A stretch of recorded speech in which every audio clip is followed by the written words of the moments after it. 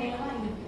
நீ தான் சரி பண்ணணும், உன்னால மட்டும்தான் முடியும், நீ நீ மனசு வச்சாதான் நடக்கும் அப்படின்னு மனசை என்னவோ நாம தான் வடிவமைச்சு நாம தான் எல்லாத்தையுமே செஞ்சு எல்லாத்தையும் முடிக்கிற மாதிரி சொல்லி வச்சிருக்காங்க.